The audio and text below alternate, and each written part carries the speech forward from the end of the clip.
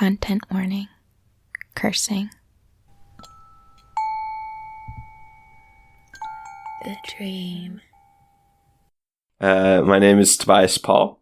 I'm in Avalon's lovely bathroom. The windows are nice and condensated because it snowed last night. We're in early November, or mid-November, I guess. And this is a dream that I had. Oh, it was a recurring dream, and I had it from probably when I was around 12 or 13 years old. Up until the last time I can remember having the dream would have been around 22 or so was when I stopped having the dream regularly being once every week or 2 weeks. Although I did have it once again about a year ago, me being 25 now. So the dream itself is in a familiar place. It's me at my grandparents' cottage. I'm alone. Traditionally, as in dreams, as I'm sure you're all familiar, it's a place that you know, but it's not in the place that it should be. So I'm in my grandparents' cottage, but, not the grandparents' cottage. And it's me alone, and it's nighttime. And I move around the cottage from room to room, turning on lights and turning off lights, because outside of the cottage, there's just this impermeable darkness.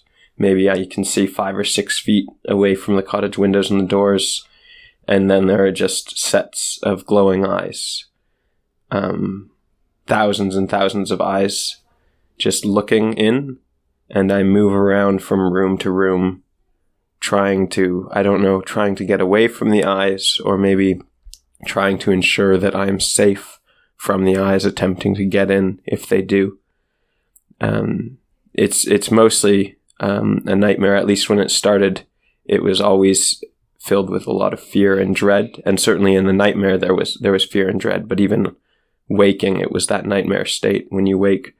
However, as I continued, I think I got more and more used to the dream, because while I would still feel those feelings of dread, they wouldn't exist post the dream. I would wake up and be able to go back to sleep, or be able to read or do whatever it is without kind of that nightmare sensation.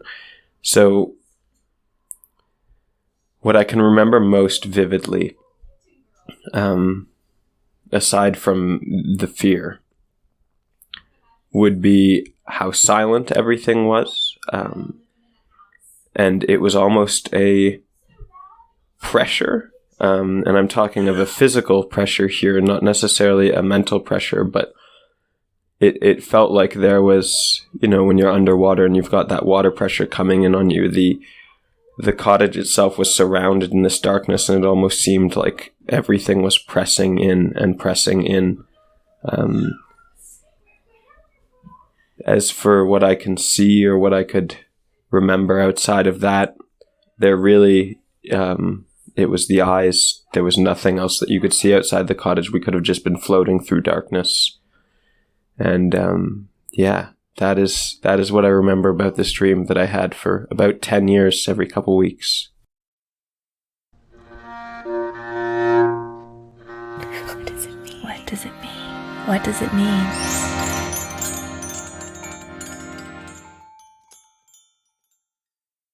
I have some very specific feelings about what this dream is about. Okay, well, go for it.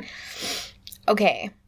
The first thing is that I think it has to do with ancestors and the pressure to live out some version of life that is like the accumulation of what your ancestors want to happen.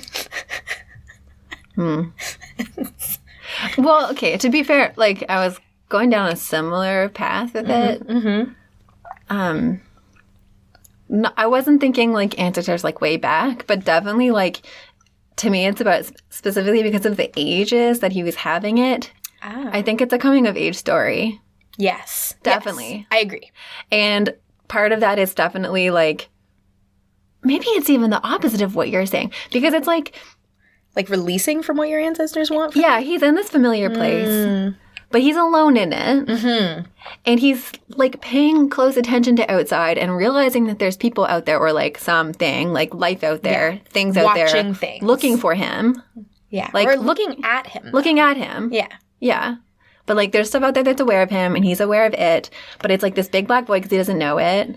Which is kind of like when you're coming out of your childhood and coming out of like your familiar context within your family and like what your family has taught you and the life that they've given you is like, that's all the familiar stuff that you know what kind of noises it makes. And it's like a comfortable like zone.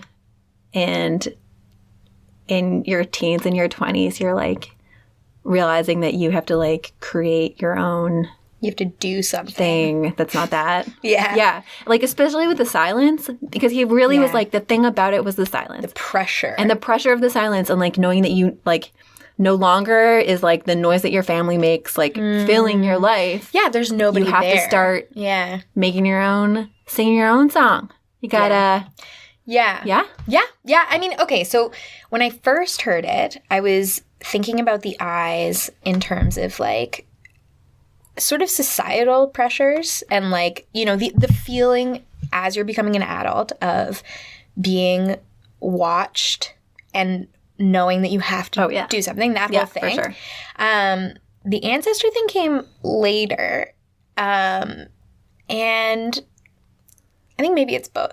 I think it's both at the same time. But the thing with the ancestor part that I feel like is there is that it's like, you know, he's in his grandparents' house, which I feel is significant. And like, yeah, is childhoody and whatever, but also It's not like where he always was as a child with his parents, it's not like whatever. his It's family like home. specifically. He's at a cottage that belongs to his grandparents, but his grandparents aren't there, and he's wandering between the rooms. I don't know. It's like, because the eyes...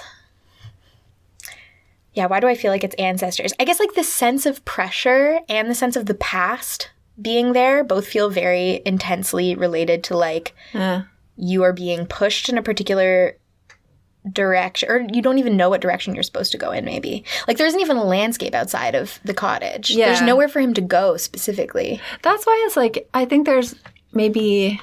Well, it's definitely about like the unknown future and the unknown world that he's like in the process of entering. Yeah, definitely. And creating his own life in. Yeah. And then, I mean, yeah, like you could totally take it like because it's the grandparents and because there's this like sense of the past being very present with him there, that it's like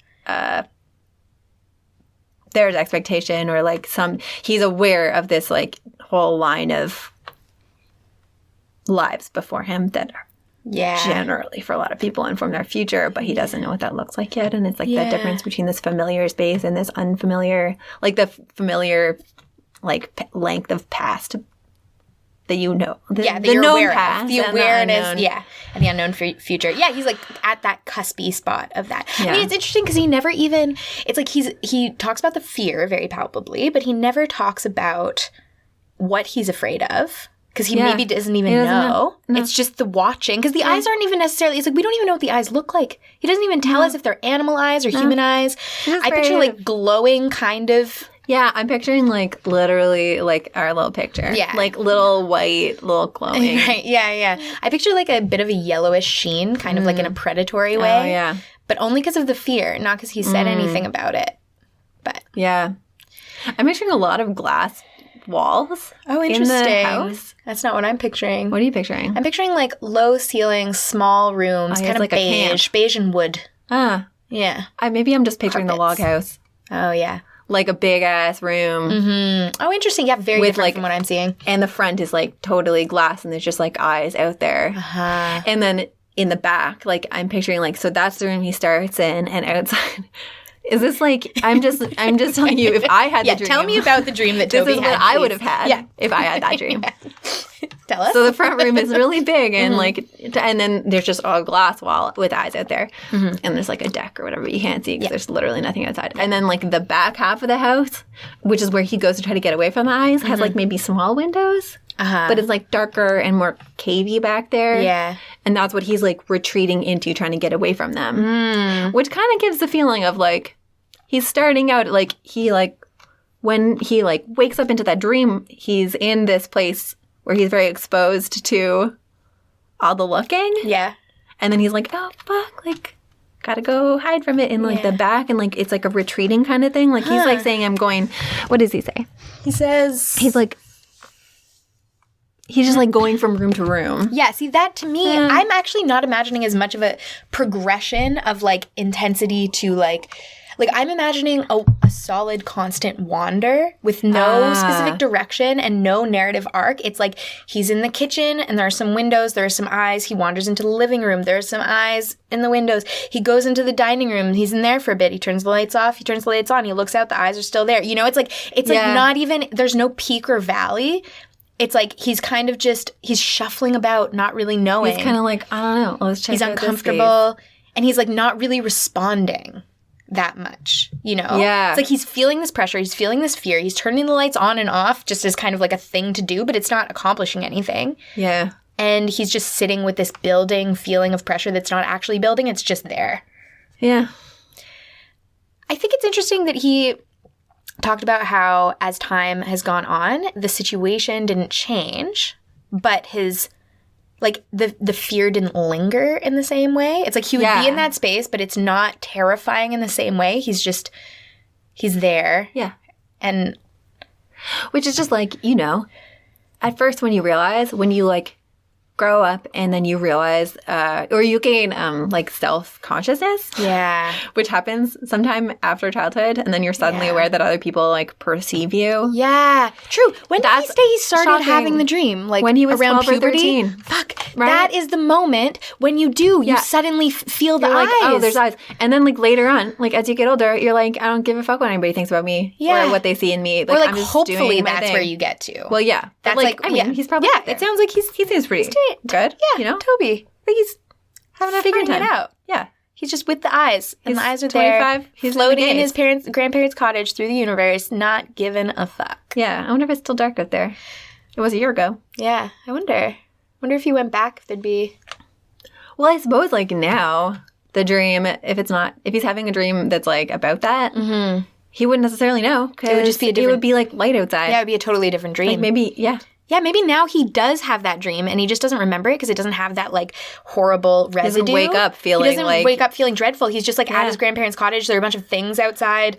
Yeah. He chills with them. Moves on with his day. Yeah. Just continues doing what he's doing because he's like, doesn't matter that they're here. I'm here too. It's fine. So really, reoccurring dreams don't just stop; they just You evolve. keep having them, and then you and don't then remember they them get 'cause better. They're like not nightmares anymore. Yeah, they're not scary. You don't have to remember them because there's nothing to resolve anymore. It's just a thing that happens, like when you go to the grocery store or something.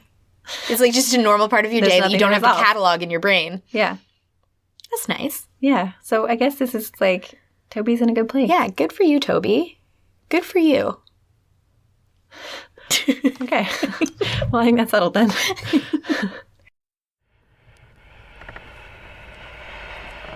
Thanks for listening.